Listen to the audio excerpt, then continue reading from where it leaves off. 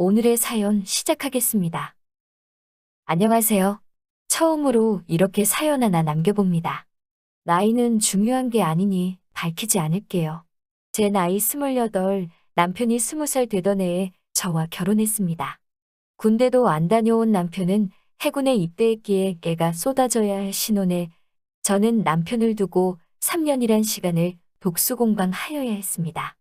처음에는 여자가 나이가 많아서 안 되겠다고 결혼을 반대하던 시부모님이었지만 결혼하자마자부터 시댁과 합가하여 효부노릇을 하니 저한테 잘해주시더군요. 특히 시아버지가 저를 많이 아껴주시고 챙겨주셨지만 얼마 안 가 시댁과는 연을 끊게 되었습니다. 조선소에서 일하던 남편은 제 나이 38살이 되었을 때 사고로 잃게 되었기 때문입니다. 하늘도 무심하시지 6살, 여덟살 난 2딸, 토끼 같은 2명의 자식들을 두고 남편을 저보다도 먼저 데려가 버렸네요. 사고 보상금이나 보험금을 타긴 했지만 전업주부로 살아온 저에게 이 시련은 너무나도 가혹했습니다. 외아들 3대 독자 애지중지하시던 시부모님은 제가 아들을 데려갔다 하시며 저와 연을 끊어버렸습니다. 시부모님을 모시며 살고 있었기 때문에 저와 제 아이들은 길바닥 신세를 피치 못하게 되었지요. 정말 너무나도 힘들었습니다. 아들만 챙기던 친정 또한 저희 처지를 안타깝게 여기긴 했지만 그렇다 할 도움도 주지 않았습니다. 보험금과 사고보상금으로 새 터전을 구해 어떤 날은 하루도 쉬지 않고 일해가며 2자식들을 키워냈습니다. 2아이들이 정말 힘들었을 텐데 남편 복은 없었지만 자식 복은 있던 것 같네요. 2아이는 훌륭하게 자라 상위권 대학에 장학금을 받으며 공부를 하게 되었고 첫째는 전문직, 둘째는 대기업에 취직을 하게 되었네요. 2자식들은 저한테 그동안 너무 고생했다며 이제 자기들이 저를 부양할 수 있으니 당장 직장부터 관두라고 하더군요. 몸은 편해졌지만 참대놓고 아무것도 안 할라니 그것 또한 너무 힘들더군요.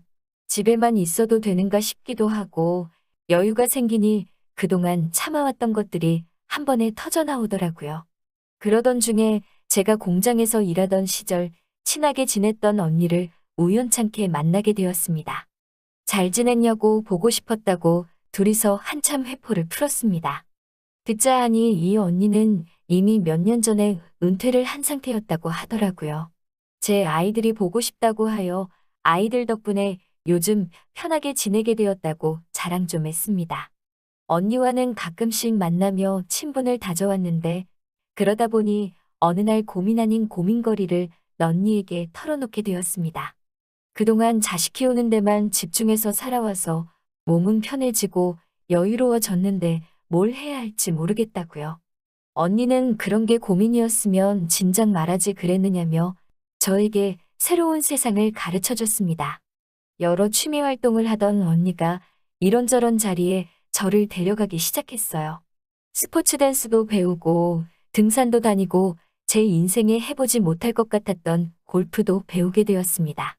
자식들 뒷바라지 하느라 일만 하면서 살아 몰랐는데 세상에는 할 게 너무나도 많다는 사실을 알게 되었습니다. 언니는 언제부터 이렇게 인생을 즐기면서 살기 시작했는지 아는 사람들도 참 많더군요.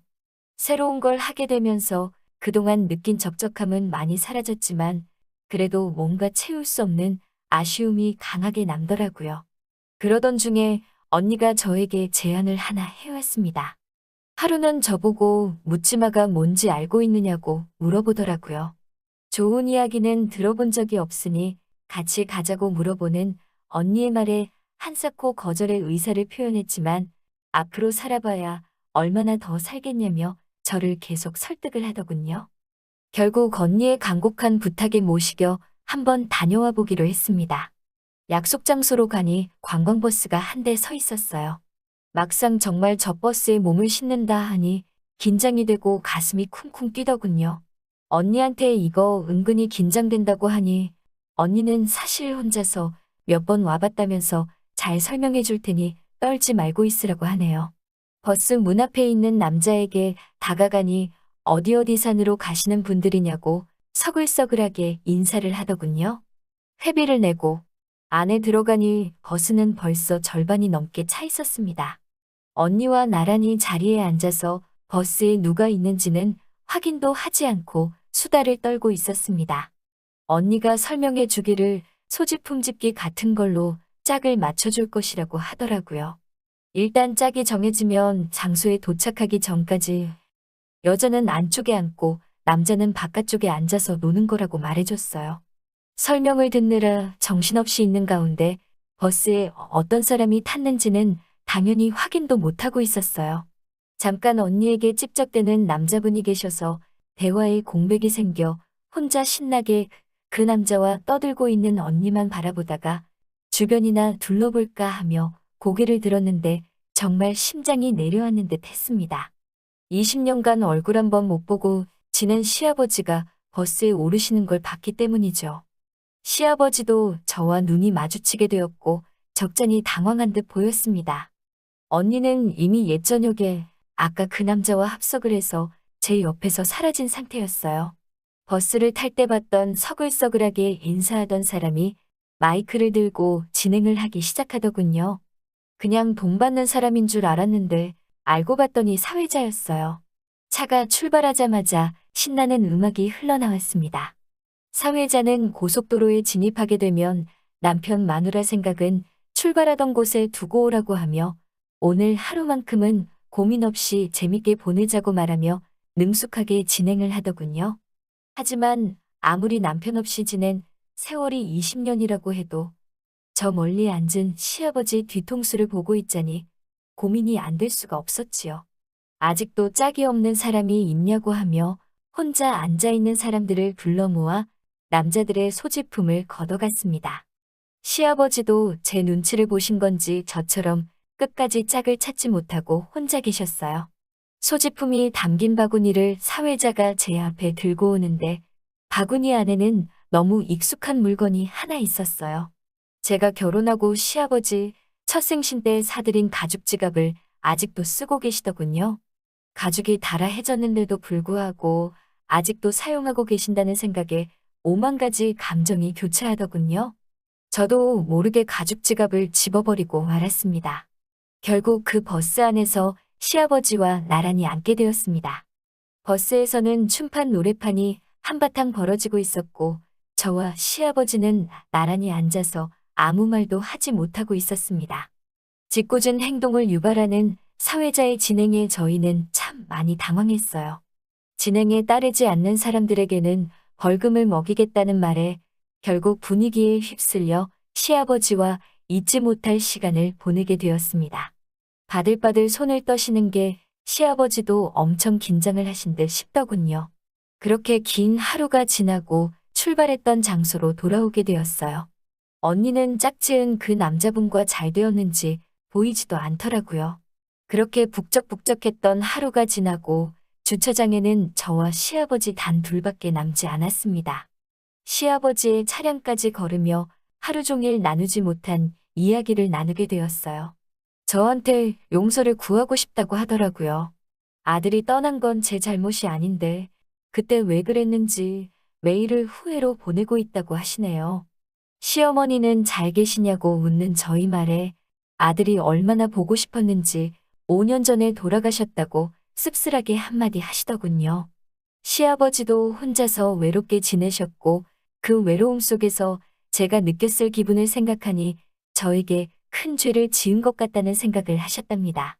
그동안도 몇 번이고 저에게 잘못했다 용서를 빌고 싶었지만 이미 10년도 넘는 긴 시간 동안 연락 한 통 없이 지내왔으니 어디서부터 저를 찾아야 할지도 도무지 감도 안 잡혔다 하시네요. 20년 만에 시아버지 댁에 처음으로 들르게 되었습니다. 제가 살던 그때와 달라진 것 하나 없더군요. 남편 생전에 저와 같이 쓰던 신혼방마저 그대로 유지하고 계셨어요. 시어머니가 쓰시던 방도 깨끗했습니다. 그동안 그 방을 정리하며 얼마나 많은 후회를 하셨을까 하는 생각에 저도 모르게 눈물이 나더라고요. 그렇게 그날 밤 시아버지와 한참을 부둥켜 안고 울었습니다. 그날 시아버지의 집에서 하루를 보내고 다음날 시아버지의 차를 타고 집으로 돌아왔습니다. 아직 자식들에게 시아버지에 대한 이야기는 하지 못했어요. 자식들한테 좋은 소식일지 나쁜 소식일지 아직도 감이 안 잡히고 어디서 다시 재회하게 되었는지까지 도무지 말을 이어갈 자신이 없네요. 그날 이후로 저는 언니와 보내는 시간보다 혼자 외롭게 지내실 시아버지와 더 많은 시간을 보내고 있습니다. 언제까지 아이들에게 시아버지에 관한 사실을 숨길 수 없다는 걸 알고 있습니다. 언젠가는 시아버지와 저희 이야기를 자식들에게 해야 할 날이 오겠지요. 그때까지는 저 혼자서라도 그동안 못해드린 좋은 며느리 돌이라도 해드려야겠네요. 그럼 제 사연은 여기서 이만 마치도록 하겠습니다. 또 찾아주셔서 감사합니다. 매일 새롭고 흥미로운 사연으로 찾아뵙겠습니다. 구독과 좋아요 잊지 마시고 다음 사연으로 다시 찾아뵙겠습니다. 감사합니다.